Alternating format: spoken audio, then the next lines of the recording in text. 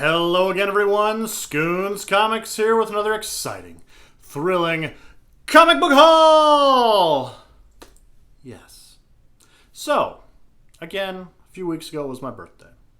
My cousin, my dear sweet cousin, who's a bit of a geek, got me a wonderfully thoughtful gift of a gift certificate to one of the local comic book shops. I love a gift certificate. I love a gift card. Why? Because you're forced to buy stuff for yourself. You give me an eBay gift card, a Barnes & Noble gift card, an Amazon gift card, I'm thrilled. So he gave me one to the local comic shop that I don't usually go to. It specializes mostly in new comics. They don't have much in the way of back issues. They do, but it's super hit or miss. They have a ton of long boxes. You'll be digging forever, and it's usually just the latest stuff they have is like 2008. And then they'll have some random Silver and Bronze Age stuff every so often. I don't know, hit or miss. So he got me a gift card for them, and I went, and by God, I found some cool stuff for free. Yes. So, I'm happy just seeing this cover. Marvel Team Up number 36, Spider-Man and the Frankenstein Monster. Very cool cover. Bronze Age Marvel. This has a great ad that I want to show. I'm going to be opening up several of these comics today. Bear with me, please. Yes, okay. Evel Knievel towels.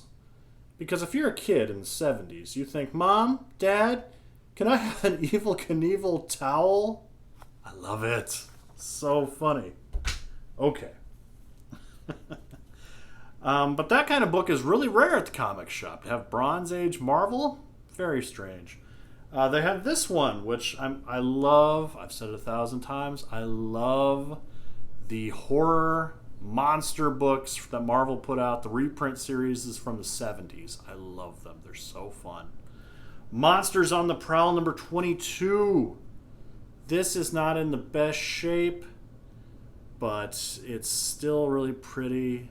Ton of Steve Ditko art in here. Just really fun book.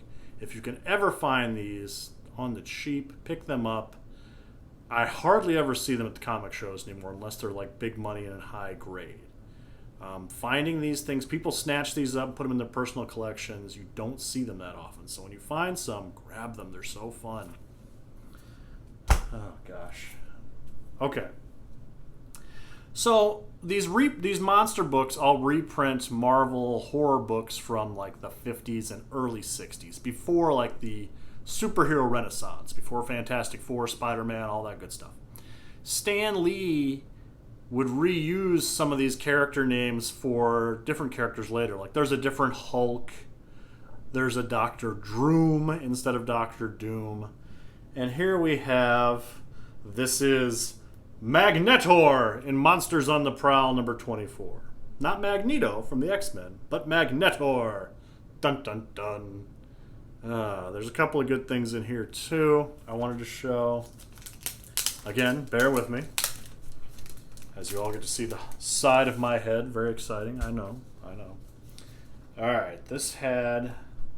I love the ads in these things. From what I read, I'll hold this so I have something else to look at. From what I read, a lot of these books flooded the market from Marvel so they could sell ad space. A lot of the book is just ad space. And they're all terrible, hokey 70s ads. I love them.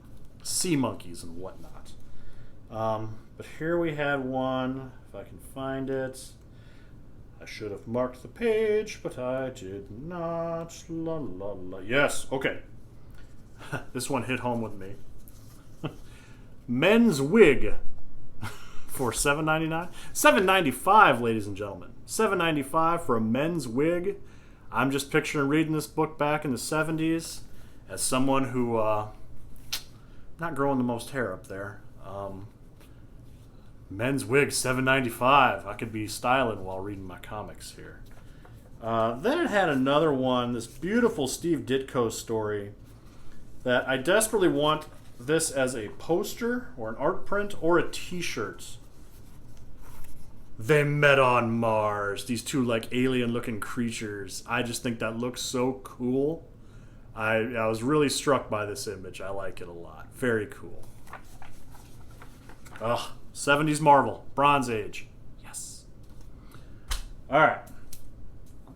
They had a couple more Bronze Age books. We had Avengers, issue 159. Look how pretty that is. Really high grade. These Avengers books I'll always pick up. I have a pretty good run of their Bronze Age stuff from the 70s and early 80s. But I didn't have this one. Beautiful cover.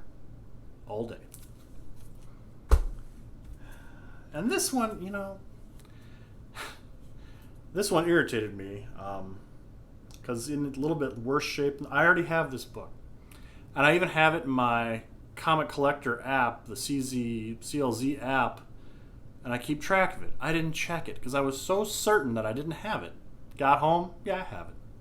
But still, it's Jack Kirby, 70s Marvel, Black Panther number 6. Black Panther. Again, Jack Kirby, Marvel, all day long. Jack Kirby, 70s Marvel. I love it. Always pick it up. And I got it for free. Thank you to my cousin. Oh, last of the older... I say older, but last of the 70s comics, Machine Man number 9. This is the last Jack Kirby issue of this, I do believe. His character, Machine Man, a character that I enjoy. Just cool book. If you find this, pick it up all day long. But this one also had an ad that I really liked. So Marvel, this is 1978 when this book came out. And Marvel was struggling. Marvel was pumping out books on the shelves, trying to get hits. Things weren't working. But they had just recently had the hit of Star Wars. They got the rights. They were the first time you saw Star Wars was in novel and comic book form before the movie even hit. Then the movie hit and the Star Wars comic was a runaway success for Marvel, making them big money. That basically saved them from taking drastic measures. So, knowing what a cash cow this was, they had this beautiful ad. For a subscription service, you could always subscribe to Marvel Comics, but if you subscribe to 5 comic book series, you get the Star Wars subscription for free. And if you look down here, there's only 10 titles to subscribe to. So basically Marvel's saying, hey, if you subscribe to half of our line, we'll give you that Star Wars for free. That good stuff that you want, we'll give that to you for free, but you've got to subscribe. Genius. I love it. Love the ads. And then I got some more modern books. Web Spinners Tales of Spider-Man number 13. I still got the original price sticker on there. I haven't taken this and gave it a new bag and board yet. I picked this up, couple reasons. I liked the cover. This is the... I suppose this is a minor. I wouldn't even call it a key. It's the first time Spider-Man wore this costume. This is his costume that he wore in the short-run animated series Spider-Man Unlimited from Fox. It was not a good cartoon. It was set in like a different dimension. He wore this costume. I don't know. But this was putting the costume actually in the Marvel comic book universe proper. What I really liked about this was the art is by Graham Nolan. Graham Nolan, one of my favorite artists, co-creator of Bane, worked on a ton of Batman books, but he did a Batman-Spider-Man crossover book, which I've showcased before, and I didn't realize he did a whole lot of Marvel art, so I saw this, and I saw his name right there in the corner, and I said, Graham Nolan! Ooh, pretty. So I picked that up. Then the love and hate of comic book collecting is there's always more to collect. And when you decide you're going to collect a thing, oh boy, fun and frustrating. Marvel Comics in the late 90s started an offshoot called MC2, Marvel Comics 2. This is one of those books. Wild Thing number 1, featuring a character who is the daughter of Wolverine. I picked this up. There's a new character out that's the daughter. Wolverine's got all kind of kids out there. Wolverine's He's a daddy. So this new character is very popular right now. The books are flying off the shelves.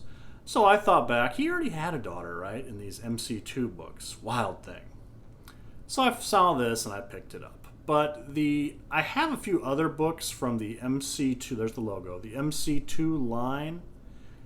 I kind of like them. They're fun. This is Ron Lim on art. Larry Hama wrote the book. Larry Hama still writing G.I. Joe comics. Been writing G.I. Joe since the 80s. But he's a great writer. I enjoy him. I may have to start collecting these MC2 books. There weren't a ton of them that were made. This line didn't last very long, but they're fun. And the thought that I could collect them all, I like collecting all the things. I want all the things. Cool book. All right, last two I got here. These are, I wanted them / kind of speculation, right? So at the San Diego Comic-Con, Marvel announced that the next phase 4, phase 5, I think, Blade's coming back. Blade is coming back to the Marvel comic universe, the cinematic universe. So this got, the first appearance of Blade is now for trillions of dollars, which is ridiculous. But rumor had it that this series was going to be what the movie was about. This is the first issue, the first time that Blade had his own series where he just wasn't starring in some other comic, Marvel Spotlight or Tomb of Dracula or what have you, was this series from 1994. Blade the Vampire Hunter. I wanted this because I'm a big Ghost Rider fan, and this line of books, this Marvel Midnight Suns, this was a whole line of Marvel books in the mid-90s. Ghost Rider and Blaze, Spirits of Vengeance, Blade, Darkhold, Morbius, Night Stalkers, I think, a bunch of books they tried to run off of Ghost Rider's popularity, and this was Blade's. So I see this going online for anywhere from $15 to $30. I got it for free. They were only asking $1 for it, but it was part of my gift certificate. Yes. Cool book. If you find it, grab it. I'm sure it's in cheap bins at local comic shops right now. And last, but certainly not least, this one will take some explaining. Again, big Ghost Rider fan. Specifically, the Ghost Rider of the 90s, a character named Danny Ketch. I love Danny Ketch. It's a series I read when I first started reading comics. Love Danny Ketch. Danny Ketch is just now making his return to Marvel Comics. He's been persona non grata for a long time. Johnny Blaze, the original Ghost Rider, the Nicolas Cage Ghost Rider, has made his return. He's been in there. Robbie Reyes is a new Ghost Rider. He rides around in a car, not a motorcycle. I don't like it, but that's another video for another time. But he's going to have his own Hulu show. He was on that Agents of S.H.I.E.L.D. TV show. Danny Ketch, very much forgotten. But he's going to get a new comic book coming up here. I hope this leads to a resurgence in popularity of the character. So I have the entire Ghost Rider run from Danny Ketch. I know, very impressive, I know. But I've been on the hunt for this. This is Marvel Age number 87. Now, if you're familiar with Marvel Age, it's a debate whether this is a comic book. It looks like a comic book, walks like a duck, quacks like a duck. It looks like a comic book. It's in the comic book size, but it's just a preview magazine. It has some preview art. It has solicitations for upcoming issues of the entire Marvel run. It's got interviews, a lot of black and white text in these magazines. But suddenly, collectors out there looking for what we call now true firsts, the true first appearance of a character. People are saying this is the first time this particular Ghost Rider, Danny Ketch, is in comic books, because there he is on the cover. Brand new style Ghost Rider. First time he's got these spikes, the costumes changed. The first time this particular logo for Ghost Rider, which is the logo you always see for Ghost Rider now, made its appearance. And there's 5 pages of art from the first issue in here. So, this comes to the debate in Comic Land, and the nerds like to fight about this. Is this the true first appearance, or is this just a preview? Does this count? In fiction land, does this count as the first appearance of the character? I don't know. I don't know where I stand on it. I tend to think no, but it's a cool thing to have, and I like all things Ghost Rider, Danny Ketch. So I found this. It's not in the best shape. I want to upgrade it, but shockingly, the local comic shop had this, and I picked it up, and I'm happy to have it. And that, my friends, were my free books this week. Gift certificates. Yes. Thank you so much for watching. I appreciate it. Please hit the like button, hit the subscribe button, leave me a comment. I've been getting a lot of good comments again lately, guys. I appreciate it so much. Got some new viewers. Thank you, thank you, thank you. I will see you all next week.